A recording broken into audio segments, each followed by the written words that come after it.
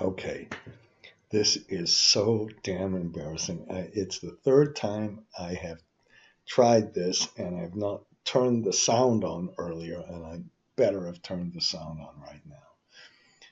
All right, I'm going to make a video about asset management.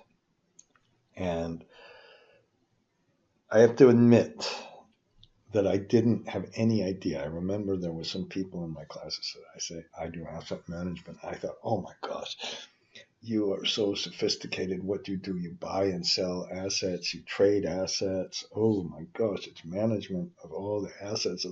It must be so fancy. It's like the first time I heard private equity. I thought, oh, are you doing something privately for private individuals?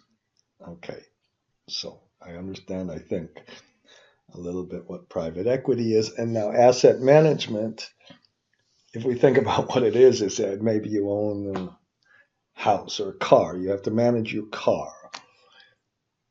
What kind of maintenance should you do on your car? Should you sell your car? What's the value of your car? It's basically after the management, after the asset has been put into service, what do we do with it? How do we make a profit off of it? But what I'm going to do is talk to you about asset management from the standpoint of measuring performance, which when I hear people say they're asset managers, most of the time they have to take some financial model that was completed and then do an evaluation of how this asset is performing. And more often than not, I see them computing the IRR on the asset over the remaining life of the asset. Basically, that's all you can do, some sort of thing, or maybe, of course, comparing actuals to forecast or actual income and all of this. And I'm going to show you a little bit on how to a different measure of asset management. And now I've got to get a file up here. Come on. And why is it taking so long? Uh-oh. And then, so this is when I have a class, especially with these wonderful people, we make a model and we send it back and forth to each other, and you just keep sending it back and forth and back and forth. And this is the model I'm going to use. Okay, now, and we're going to talk about asset management and a better measure of performance. And when the better measurement of performance will certainly not be computing an IRR over the remaining life. It'll have some presentation, have some way to work on models, but most of all, it will have computing a better measure of return on investment. And we can't compute return on investment for a single asset because of the distortion in straight line depreciation. So we're going to compute economic depreciation and see how it can be really done. Now, I've made a couple of videos on this in the past, and I've also I think it's a big deal. I've put a chapter in my book because I go crazy on this issue of people discussing, particularly McKinsey discussing return on invested capital as the measure, the single measure that's so much more important than just about anything else, and how much of a distorted measure is and how basically it's not that hard to fix, especially with one asset, but even with a portfolio of assets. And so here's our file we worked on. Now there's a little bit of, there was the asset management, there's a little bit of a mess.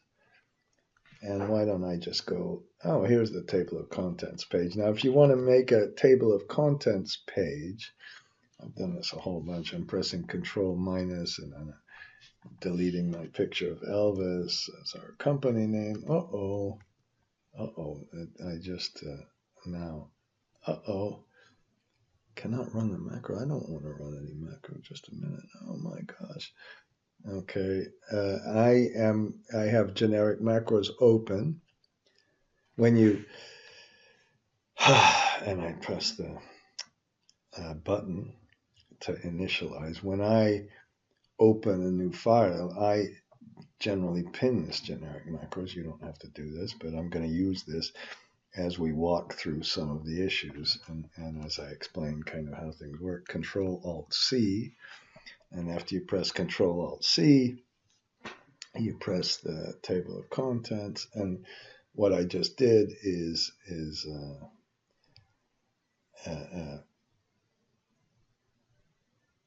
I deleted the existing table of contents, and if you're going to change the insert some new sheets and all that, you can do that. So what we did is we started with a solar model, okay? And if you click just on this little thing, it'll go to the input C page, and we talked about different timelines and all of that, and then we can go back to another page, and then we went through our sculpting and our making really a model all the way from the beginning to the end, even discussing some hourly solar data. Okay, and so how do you take all this hour by hour stuff and make different little graphs of it? And I don't know what happened to that graph just now. And then we had a little bit of treasury management, and we put a simple model together.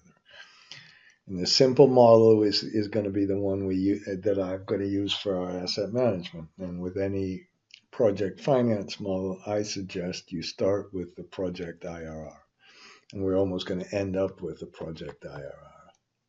And for some reason, I don't know why we didn't format some of this kind of really nicely.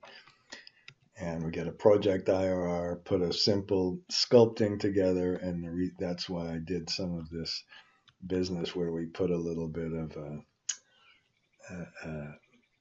a seasonal pattern. So when we do our cash flow and debt service, it goes up and down, and we have a constant DSCR, and we size the debt from the net present value, and then we're finished. Okay, so that's a project finance model, and we'll start with our CapEx, and after the CapEx, go through some revenues and some O&M and get the EBITDA. The project IRR with no taxes is just the CapEx you spend versus the EBITDA you take in. Okay, and then I had some other junk about valuing an asset, which all depends on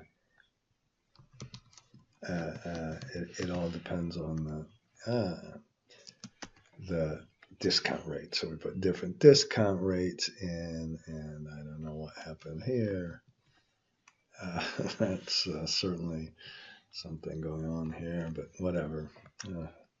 And then I'm going to do this. This is a picture of the asset value and how the asset value goes down, and how we have some increases and decreases in the asset value, and there's some problem with that graph. And then we get to then this is our asset value calculation. Oh, this is some mean squared error for computing. And a very interesting topic, but not the one we're going to do. So I'll put this back here, and then what we'd have to do is redo that that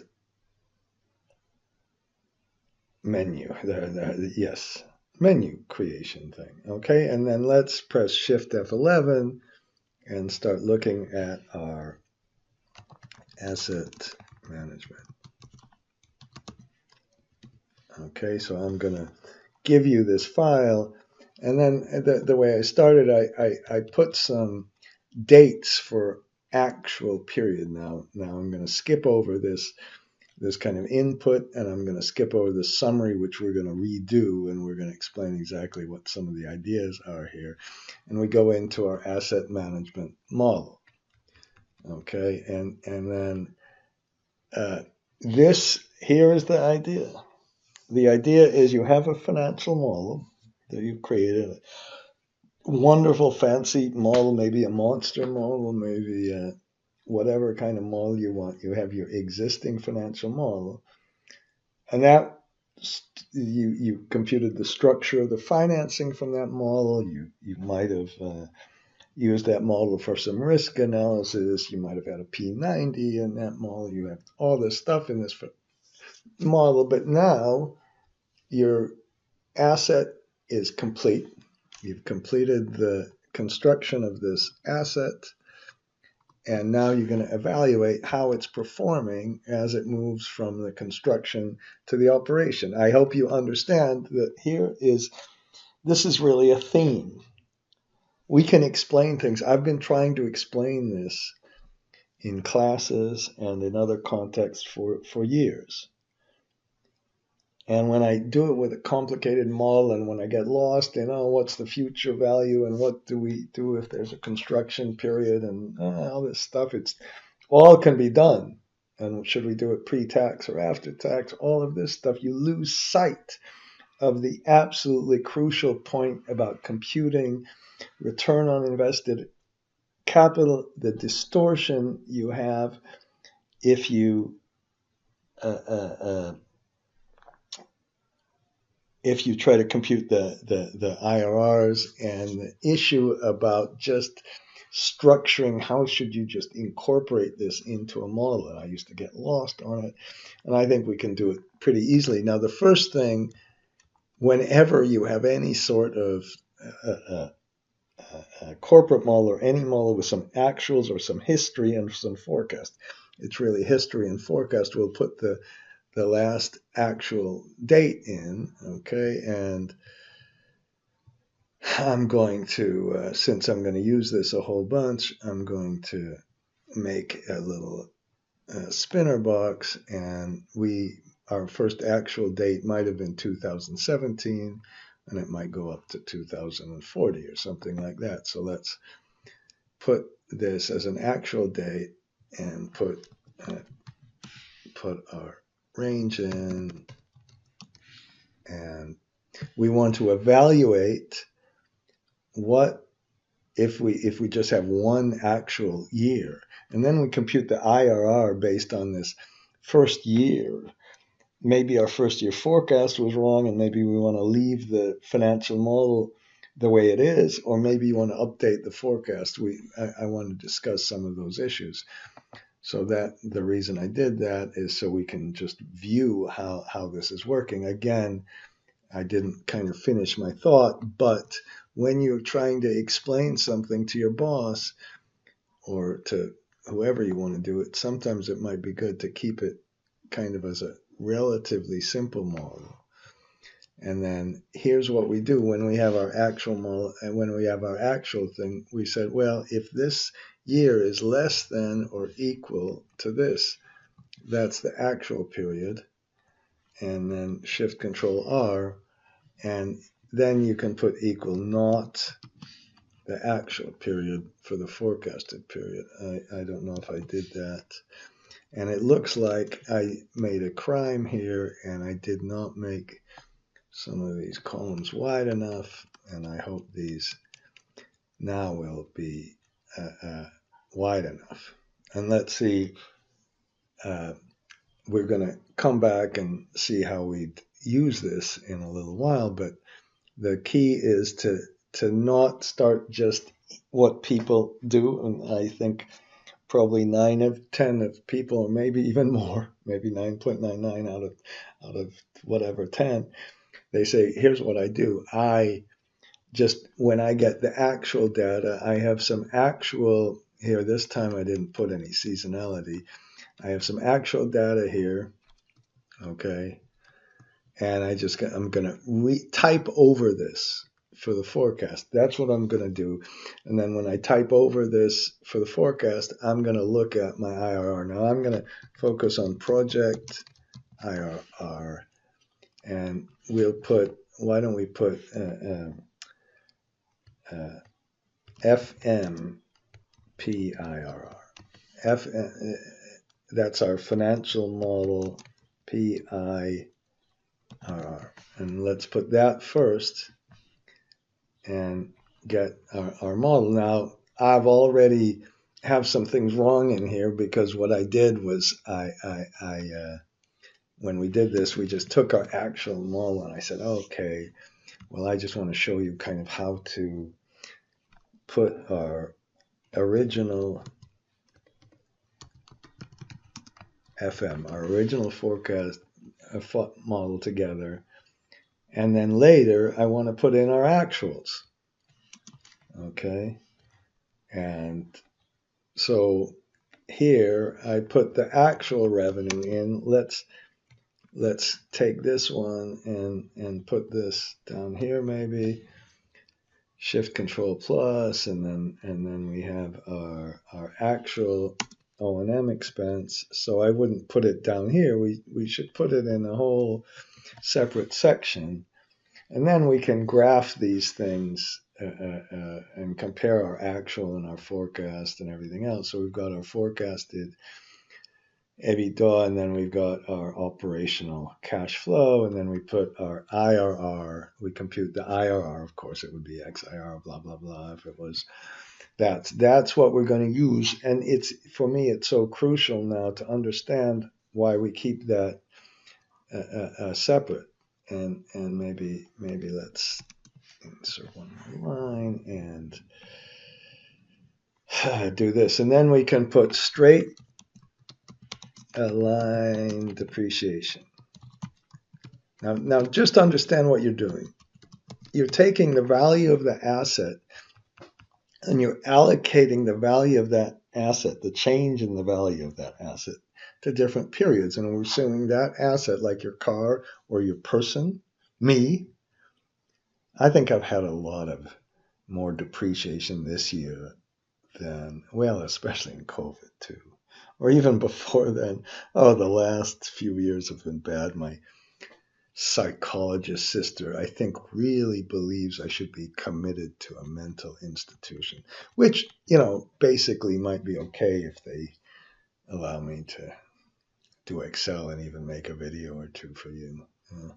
And then we'll put, once we have our depreciation, we can put our net operating profit. So I've depreciated differently in different periods. That's what I was trying to say, not this silly little story about my psychologist. Okay, Shift Control Q. I assume there are not too many psychologists watching this. I assume there's nobody watching this video. And then what did I do? What did I do? Why did I? We had 30 years, didn't we? And that asset shouldn't have gone below zero. What is going on? Okay, we have this as our depreciation, and then our profit, our net operating profit is here. And then we go to the balance sheet, and on the balance sheet we begin with our CapEx, and then we take our CapEx and just simply subtract the depreciation. And there, it went down to zero. I don't know what was just happening before. And then we can put our return on invested capital using a straight line from. Now that, you can say, well, that's an idiotic thing to compute, and you haven't seen that computed in a typical project finance model. Now, when you do this, do it on the earlier. Whenever you make a little example, a yearly example, it's always good to compute any returns or any growth rates or anything on the prior opening balance. I suppose the growth rate is. And then what we can do is let's just make a little graph of that, and we see that the return on invested capital starts low and then it gets higher and higher, and so it starts below where should we go? About here. How's that? It starts low and then goes really high. That's what these graphs do, and so that's so it starts below the IRR and then goes above the IRR. Okay, and so far so good. And then now this is not forecasted plant volume 1 and a half. This is the net present value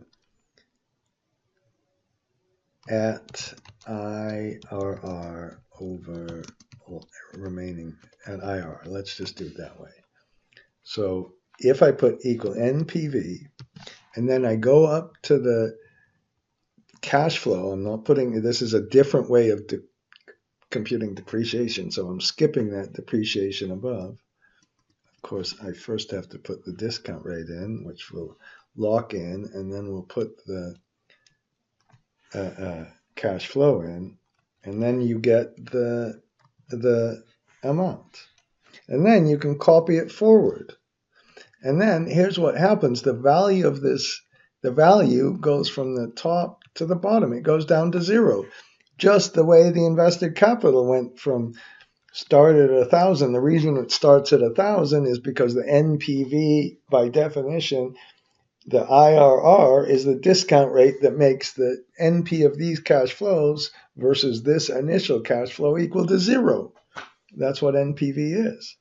And then when I gave you my little idiotic, not very funny story about my depreciation, the depreciation is my value has gone down. I'm not as effective as I used to be, I think. I hope I still can do a video or two. But my value goes down, and my value goes down. When my value goes down, eventually goes down to zero when I die. And yeah, that's true. Even maybe other people are exceptions, but no, it's whatever. I'm gonna stop. The value goes down to zero, and it starts with, maybe when I was at the peak or when I finished university or something, it was at a high value.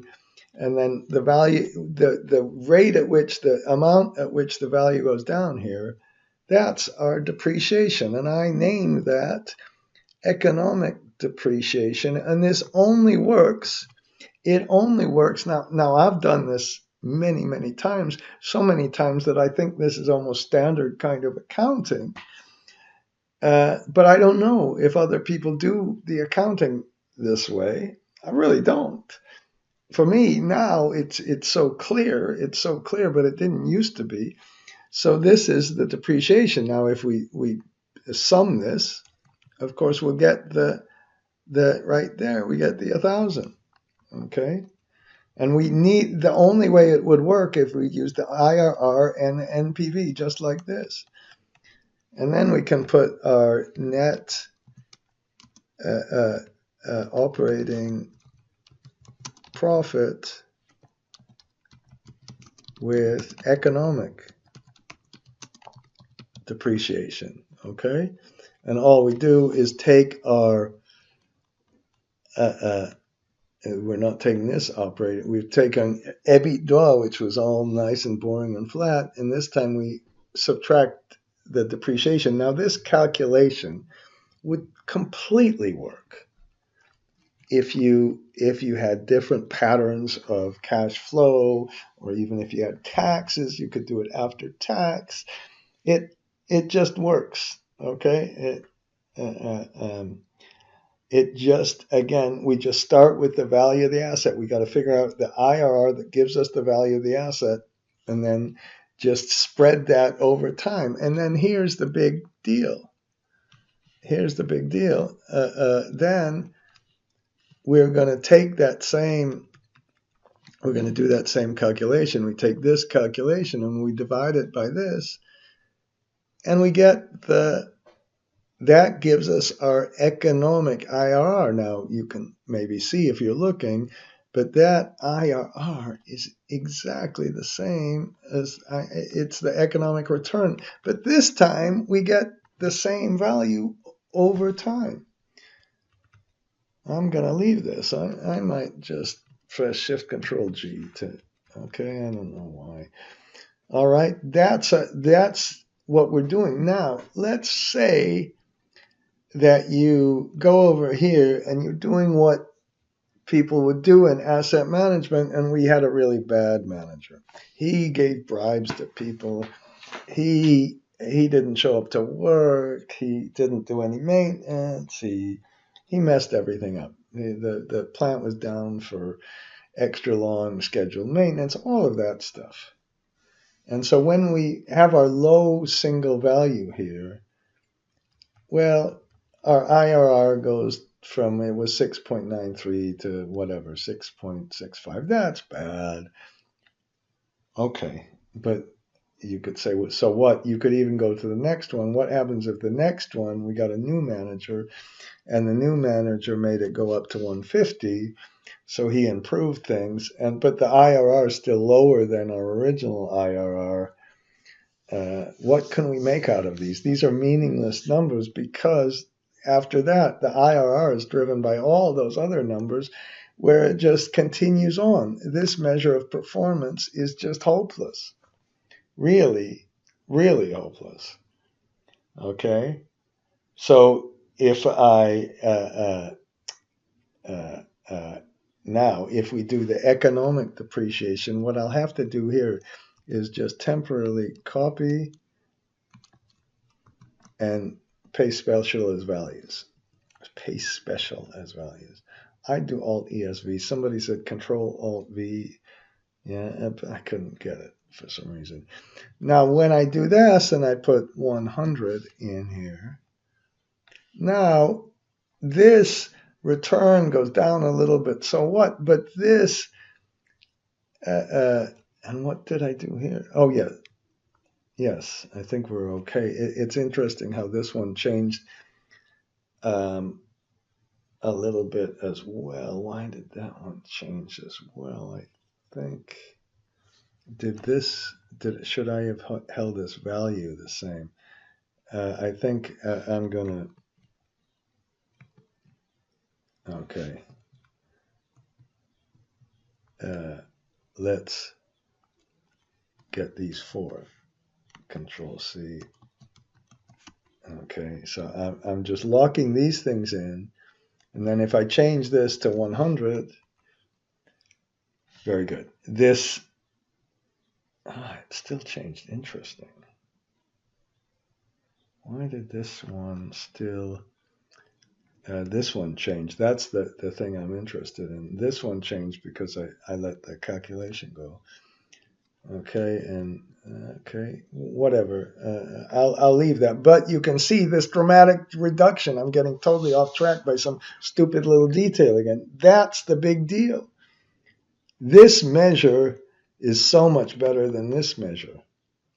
And this measure is better than some actual versus forecast or some percent reduction in revenues or some, I don't know what else you did, because you might have a really big project or a small project and somebody just wants to look over and see what's going on with these projects. Which one is giving us a better return? Should we look and see if it's getting a good return? Should we invest more in the business, or what's going on with the management? All the kind of things you want to do with the performance. So now if I put 150 here, then we can see, no, this one, here's what happened when we did this one. We put the value went much higher than our original 6 point whatever it is IRR. Okay, now I'm gonna take all of this stuff away. Okay, so that's the basic, fundamental, and most crucial point that I'll be harping on. The rest of this will be more kind of how to present it and more demonstration of why that calculation of economic depreciation is so important. Now, I should say this. I know maybe people are watching these videos. Maybe that's why I'm doing some of this generic macro business. I think a whole lot of people, they want to take their test or whatever. They don't want to see something different. They just want to make sure and do what they're doing and all that, whatever. So then we'll put our actual in here. And what I'm trying to say is maybe these ideas will never I'll be fully depreciated long before anybody will ever think of this, and maybe they never will.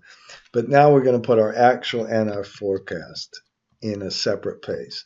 So this is the more practical kind of thing. And then, now what I did to kind of illustrate our scenario is I said, okay, we've got some scenarios and we've got some different actual years where we're going to stop, and we're going to say the first one, the actual is the same as the is equal to the expected. Okay, that's our actual. That's everything's exactly the same.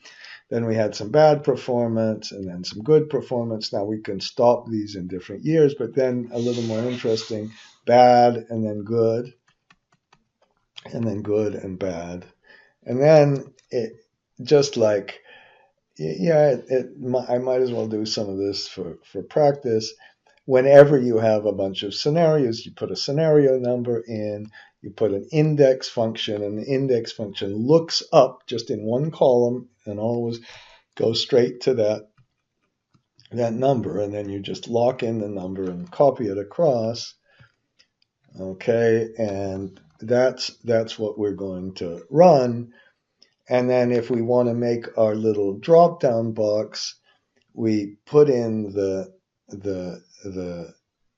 little numbers first, and then we put in the cell link, which was E7, and I don't know why it's not clicking on that really appropriately.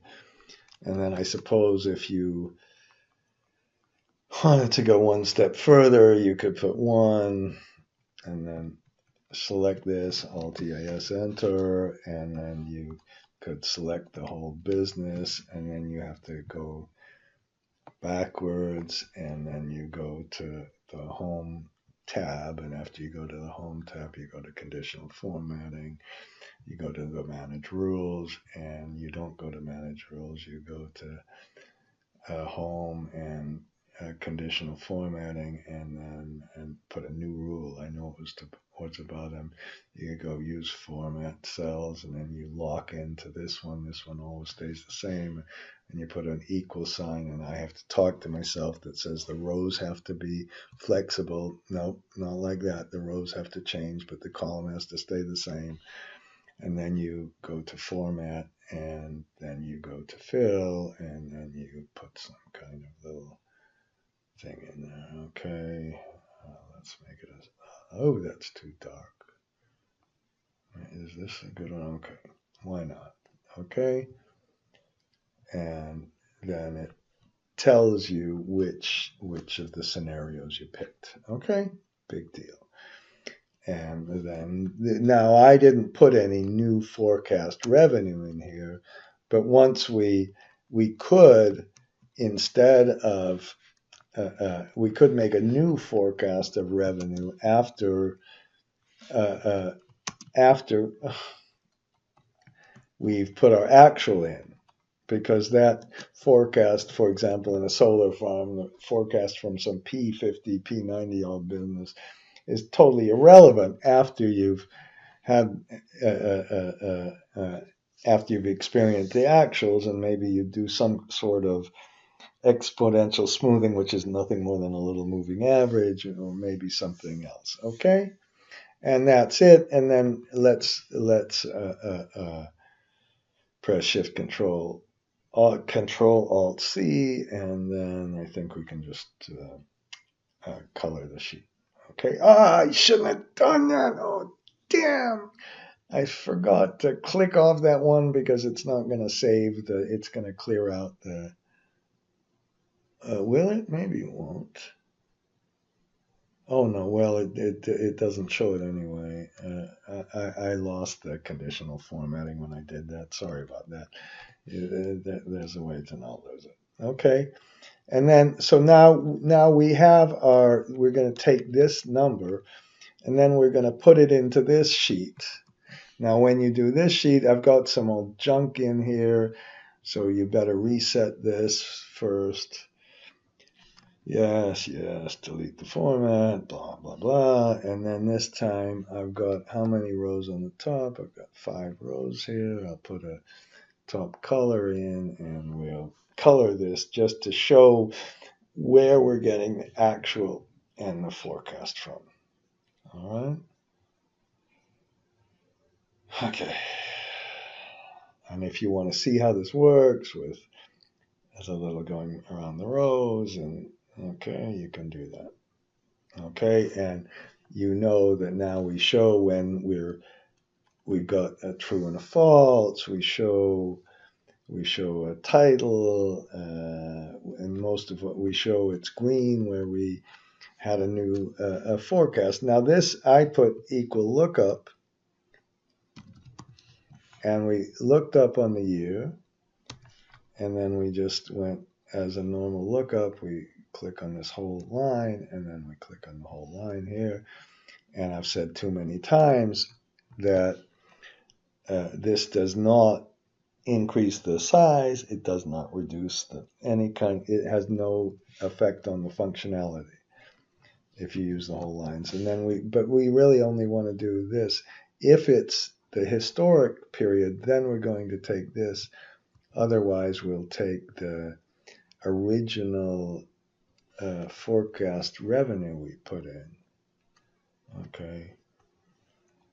You could almost say, that's almost too long a formula, and I'd probably almost agree with you, but let's put another if statement. And the point is here, when you put the actuals in, you use this actual flag like completely crazy. Okay, and I didn't have any real change in our operating cost. So this time, we've got our actual EBITDA. This is the revenues minus expenses that I just put in. And then this is totally wrong. Then let's insert a couple of lines. Now the depreciation, unless we have some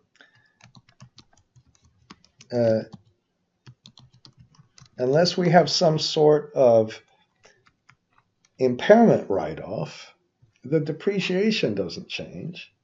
So instead we use this economic depreciation from this line. Okay.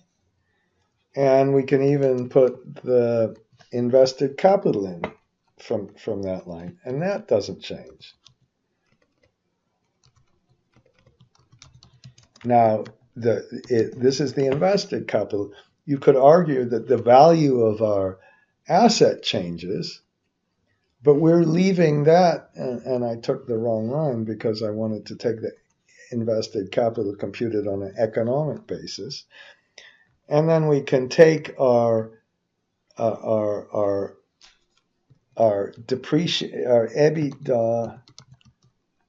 and call it actual net operating profit. No, why did I have it twice? This is okay. Just a minute. Okay.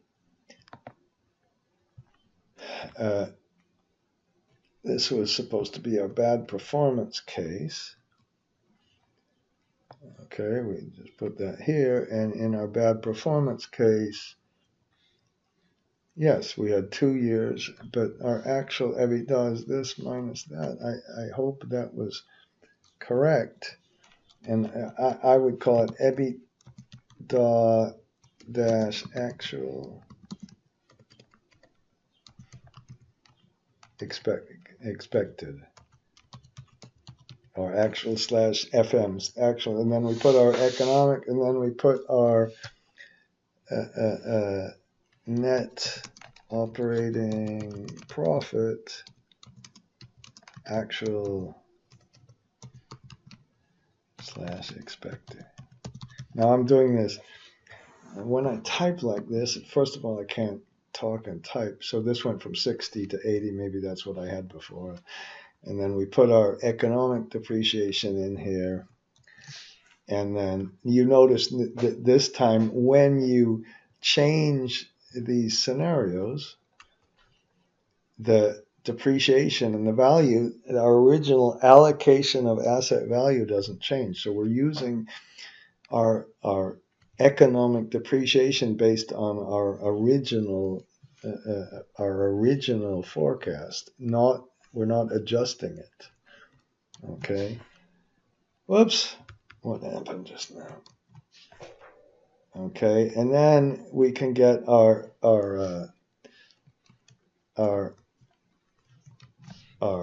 project IRR that's actual / expected. Now this IRR totally depends on the remaining life of the asset. Right now we have a good performance, and we can put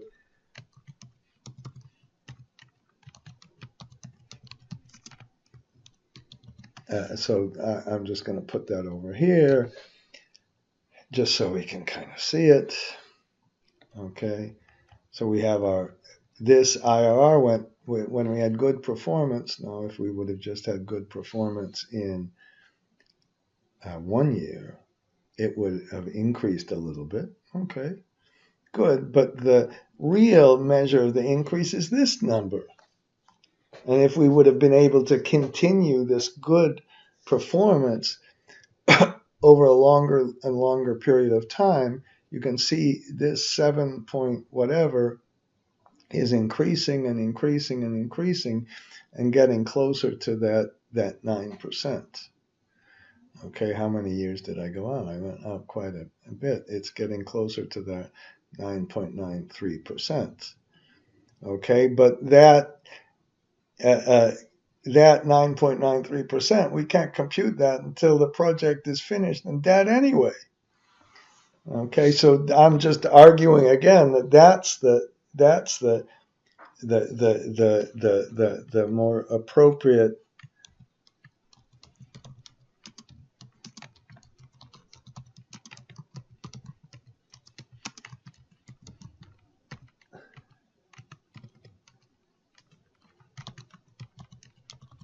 So I'm arguing that this is really the number that's most interesting to look at.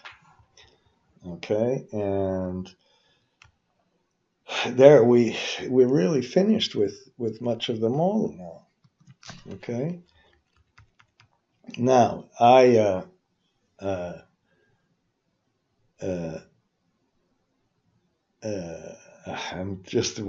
was just not getting a word out. I'm thinking of the title to this video. Say performance measurement, IRR and ROIC. That's what we're really doing. So now let's make a little summary, and let's make a little kind of summary analysis of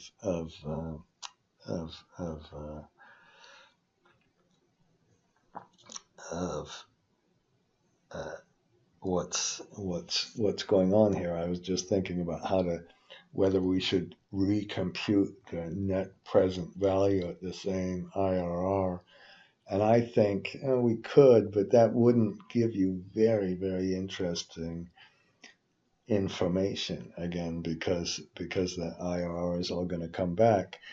So now when we make our presentations, I suggest, so this is when we do our financing and we can see what happens to the equity return. We could do the same sort of thing with the net present value of the equity that you invested and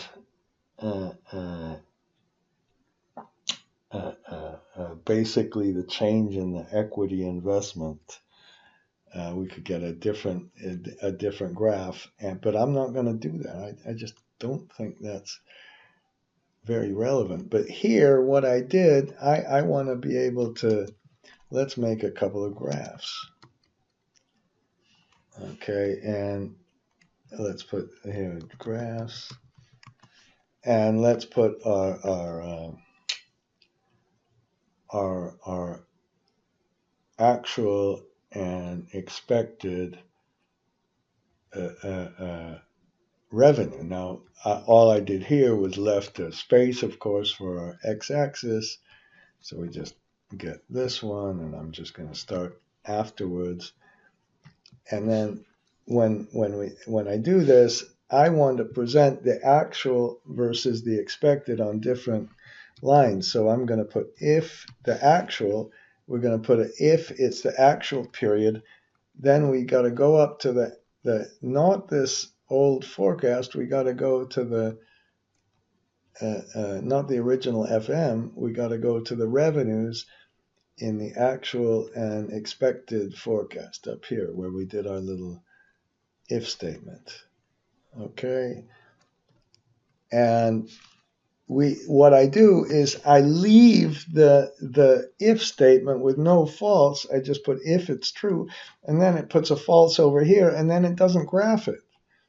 And we can put if it's the forecast period, then we can go all the way up to the top and get the forecast revenue.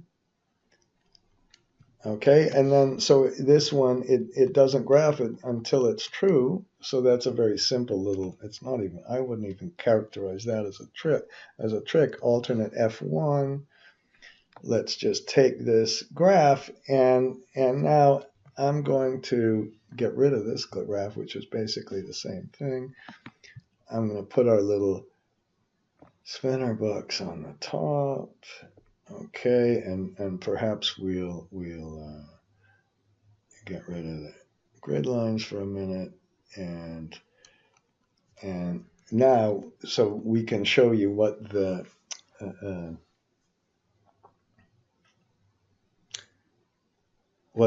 expected ROIC was compared to the actual ROIC. Okay, again, but first let's Control X and Control V.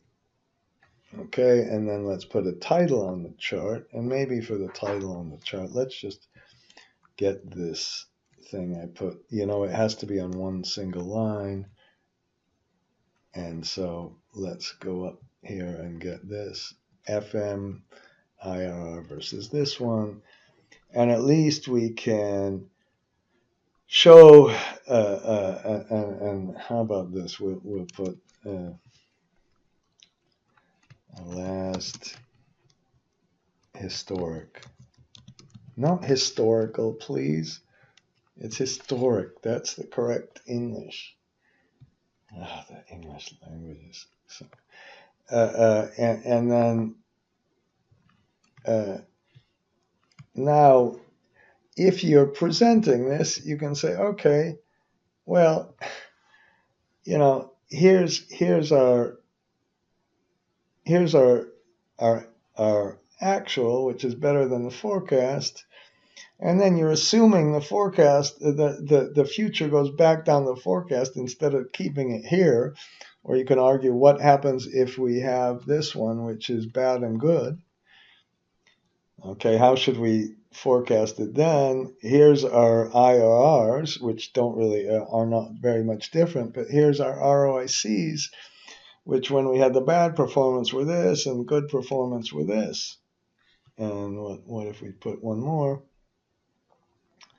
Two more? Oh, it keeps getting better. And you can look at that IRR, but that IRR assumes the things go back to here.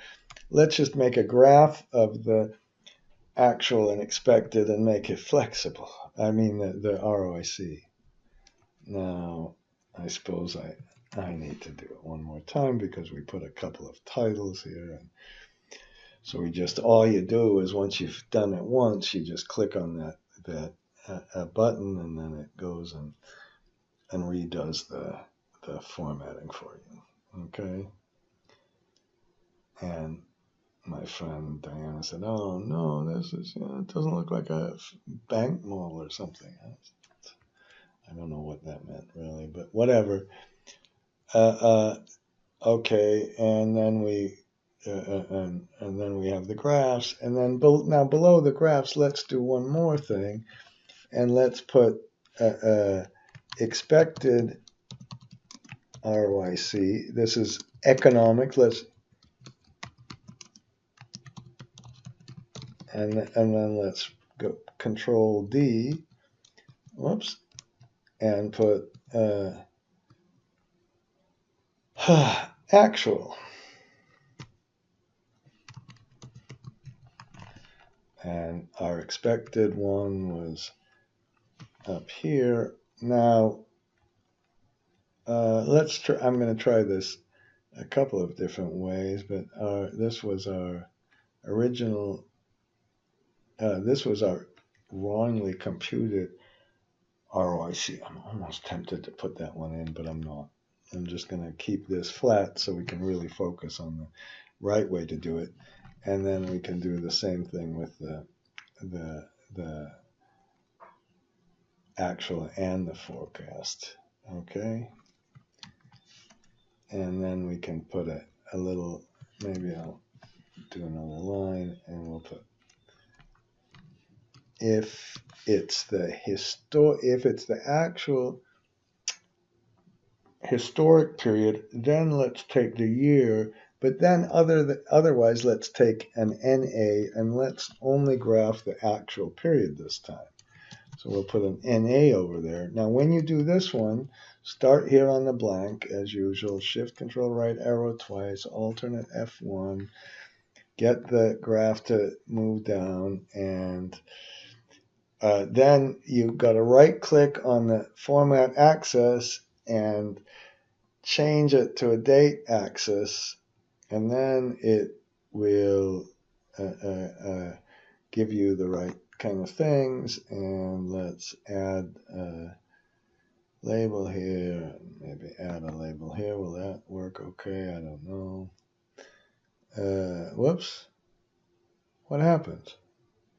Why do I have two here?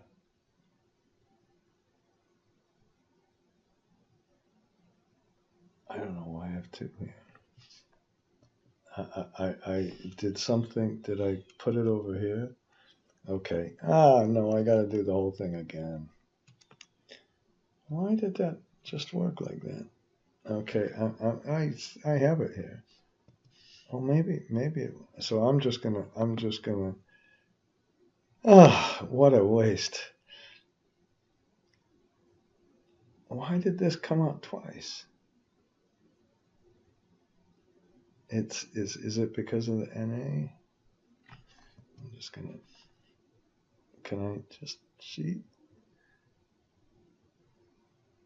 Why am I not just deleting this whole thing, and why am I even wasting time with this? Okay, and so I'm just going to put the other data label here, and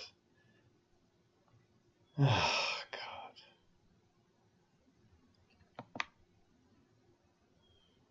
Somebody knows what I did wrong, but what the hell.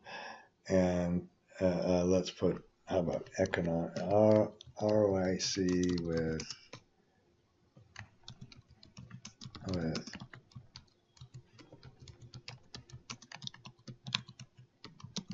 okay, and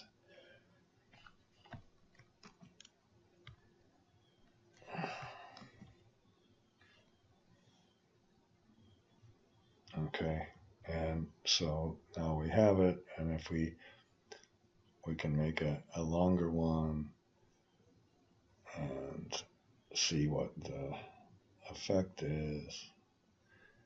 Okay, and maybe I should have made one of them a line graph and all that, but that's some ideas on presenting, and it's some general ideas on asset management, and the absolutely crucial and essential point that if you use economic depreciation, you get a much more sensible kind of asset. So let's give you the good performance. We see what happens there. Okay, and I'm going to save this file. I'm going to call it Asset Management 3.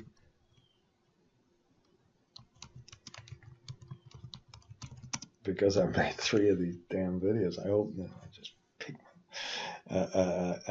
one. Okay.